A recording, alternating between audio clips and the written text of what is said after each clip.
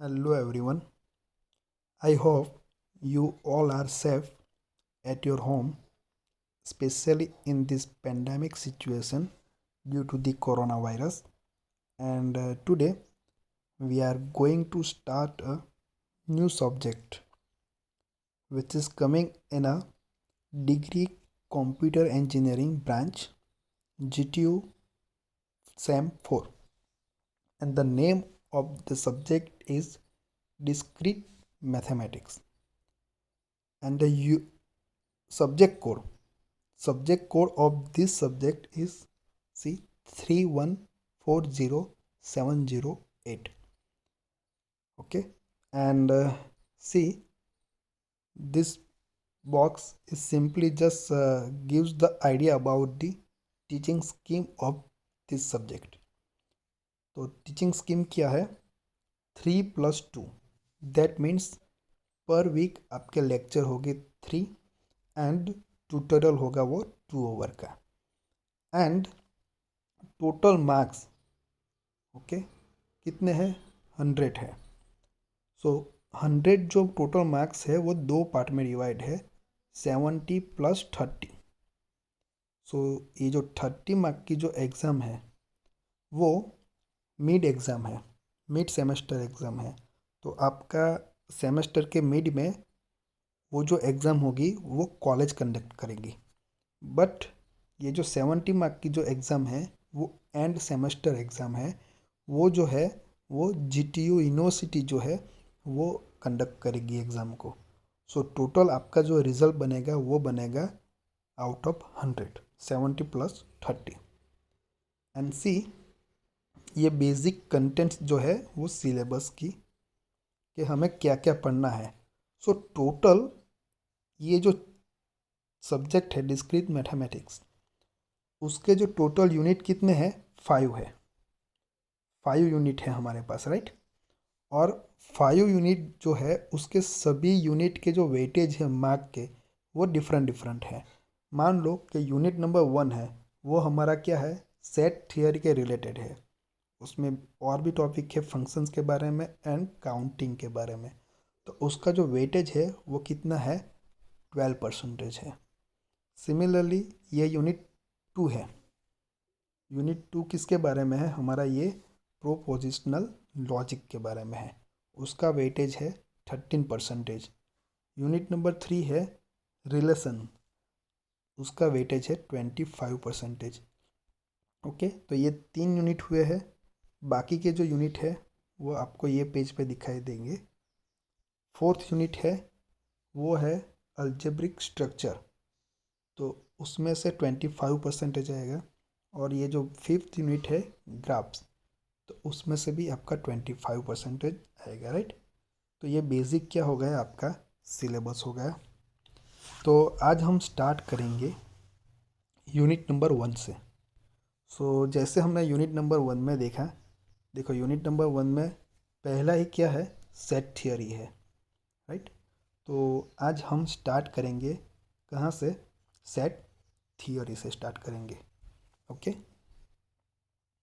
तो set theory क्या है? तो वो ऑलरेडी हमने स्कूल में पढ़ा भी है। ओके, तो ये मैं आपको एक बुक है उसके पेज पे लेके जाता हूँ। तो देखो यहाँ पे लिखा है चैप्टर नंबर 1 सेट थियोरी। तो उससे पहले हमें समझना पड़ेगा ये सेट क्या है। सेट आपको सिंपल लैंग्वेज में याद रखना है। तो सेट क्या है? Set is nothing but the collection of well defined objects. वो ऑब्जेक्ट का एक कलेक्शन है सेट, लेकिन वो कैसे होना चाहिए? Well defined. ओके, तो वो तो एक बेसिक डेफिनेशन है, लेकिन हम ये जो चैप्टर है उसमें से क्या पढ़ेंगे? उसमें से हम जो ये सेट के रिलेटेड जो बेसिक कॉन्सेप्ट है and some of the operations on the set, okay, वो हम पढ़ेंगे। देन वेन डायग्राम के बारे में पढ़ेंगे and the Cartesian product of set and its application. ये जो सारी चीज़ें हैं वो हम इस चैप्टर के अंदर देखेंगे। लेकिन उससे पहले हम अभी स्टार्ट करेंगे सेट से। आज हम इस लेक्चर के अंदर समझेंगे कि ये सेट्स है क्या। ओके, तो देखो सेट की डेफिनेशन यहाँ पे लिखी है, collection of well defined object is called set. Okay, तो सेट क्या है? Collection of well defined objects. तो कलेक्शन ऑफ ऑब्जेक्ट तो है, लेकिन ऑब्जेक्ट कैसे होने चाहिए? Well defined.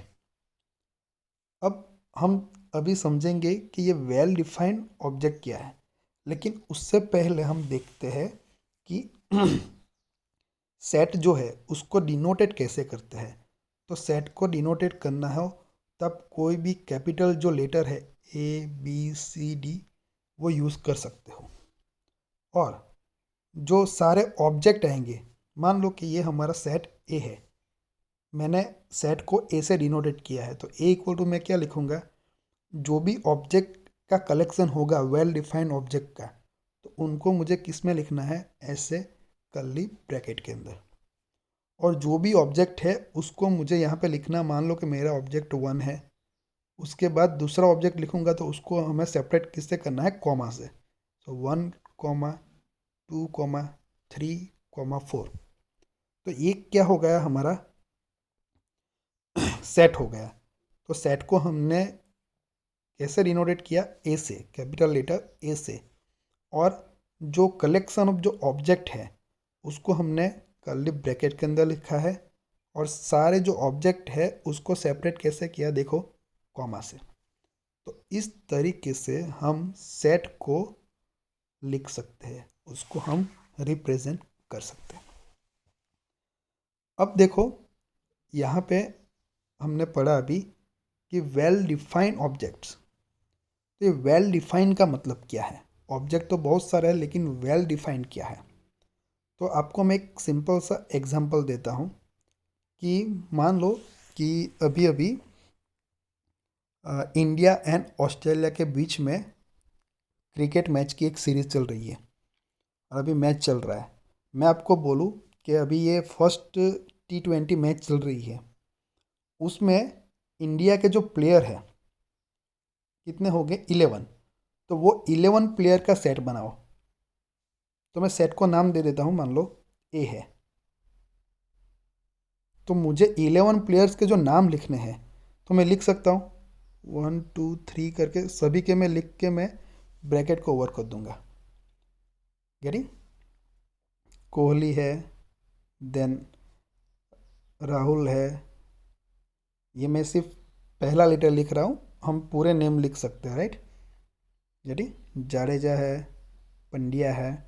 सो जो 11 मेंबर है वो वेल डिफाइन है कि यही 11 जो प्लेयर है, 11 प्लेयर जो है वही ये मैच खेल रहे हैं। तो मैं जो 11 टीम जो है हमारी, उसको मैं वेल डिफाइंड बोलूँगा। ये क्रिकेट टीम जो हमारी 11 प्लेयर का जो सेट बनाया है वो एक्चुअली क्या हो जाएगा? हमारा वेल डिफाइंड हो जाएगा। ये जो सारे प्लेयर है वो वेल डिफाइंड है कि वो अभी खेल रहे हैं। अभी मान लो कि मैं आपको बोलूँ बी नंबर का सेट। वो सेट क्या है?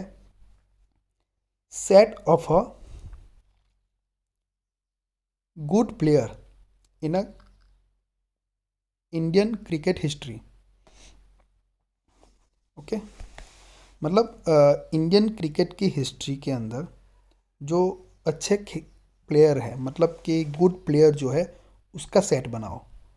तो वो वेल डिफाइंड है या नहीं है? वेल डिफाइंड नहीं है। वाई? क्योंकि मेरे हिसाब से मान लो कि सचिन तेंदुलकर जो है वो एक गुड प्लेयर है, लेकिन और कोई जो बंदा है वो और सोचेगा, अलग सोचेगा, उसके हिसाब से जो है वो तेंदुलकर नहीं, लेकिन सौरव गांगुली अच्छा प्लेयर है। समझ में आया? तो ये जो है ये गुड प्लेयर, गुड का मतलब क्या होता है? मेरे लिए जो गुड है वो दूसरे के लिए बैड भी है, तीसरे के लिए गुड भी हो जाएगा फिर से, राइट? तो वो पर्सन टू पर्सन जो ये चॉइस है वो क्या करती है? वेरी करती है। अभी मान लो कि मुझे 3 खिलाड़ी का सेट बनाना है, अच्छे खिलाड़ी, तो मैं नाम देता हूँ सचिन तेंदुलकर, सौरव गांगुली का मैं जी लिखता हूँ, एंड राहुल द्रविड़ का आर लिखता हूँ। अब और कोई होगा उसको बनाने के बोलेंगे तो वो क्या बनाएगा, 3 प्लेयर में अभी धोनी का नाम लिखेगा, कोहली का लिखेगा, हार्दिक पांड्या का लिखेगा, राइट। तो देखो दोनों जो सेट है, ये मैं उसको भी नाम दे देता हूँ बी। तो ये दोनों जो बी वाले सेट है वो कैसे हो गए, अभी डिफरेंट हो गए, दोनों सेम नहीं है। तो वो डिपेंड किस पे करता है, पर्सन टू पर्सन वेरी करता है। तो ये जो है वो एक्चुअली वेल डिफाइंड नहीं है, सेट बी जो है वो, पता चला। मतलब जो ऑब्जेक्ट जो है उसके वो वेल डिफाइंड नहीं है, वो ऑब्जेक्ट कोई भी आ सकता है, वो डिपेंड करता है किसको कौन सा प्लेयर ज़्यादा पसंद है। ओके, पता चल रहा है। तो किसकी नज़र में कौन अच्छा है, कौन ग्रुप प्लेयर है, वो वेरी करता है इसीलिए। तो ये जो बी है वो उसके जो ऑब्जेक्ट है वो वेल डिफाइंड नहीं है। और जो सेट ए है कि अभी 11 प्लेयर जो अभी जो ये मैच खेल रहे हैं उसका सेट बनाना है, तो वो वेल डिफाइंड है क्योंकि वही प्लेयर अभी खेल रहे हैं, राइट।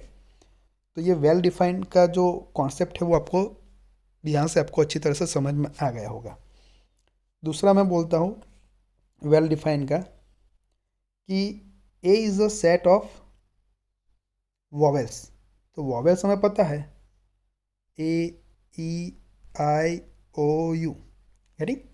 तो वॉवेल्स इतने ही आएंगे, और कोई वॉवेल आने वाले हैं, मैं लिखूँ या और कोई लिखेगा सेट ऑफ वॉवेल्स, राइट। तो वॉवेल्स तो इतने ही आएंगे। तो ये क्या है, वेल डिफाइंड ऑब्जेक्ट्स है सारे, और उसका जो सेट है उसको हमने कलेक्ट किया है ना, सारे वेल डिफाइंड ऑब्जेक्ट को, उनके ही कलेक्शन को क्या बोलते हैं, सेट। ओके, पता चला। और यहाँ से एग्जांपल आपको दूँ तो मान लो कि कोई ए सेट है, set of a odd number is less than 10, मतलब ऑड नंबर चाहिए मुझे, वो भी लेस देन 10। तो वो फिक्स ही रहेगा ना, ऑड नंबर मान लो कि 1, 3, 5, 7 एंड 9 तक जाएंगे, लेस देन 10 है इसीलिए, राइट। तो अब कोई भी बंदा लिखेगा ये ऑड नंबर लेस देन 10 लिखना है, तो सभी के लिए कैसा रहेगा, वो सेम ही रहेगा ना, ये ऑब्जेक्ट चेंज तो नहीं हो गए। दैट मीन्स ये जो सारे ऑब्जेक्ट है वो क्या है, वेल डिफाइंड है, और उसके कलेक्शन को क्या बोलते हैं, हम सेट बोलते हैं, यानी। ओके, चलो तो इसकी तो बात हो गई, सेट को कैसे लिखना है वो भी बात हो गई। अब देखो यहाँ पे बेसिक 3 जो है सेट यहाँ पे दिखाए गए हैं। तो देखो क्या है इसमें, A1, A2 and A3 name दिया है तीनों सेट के।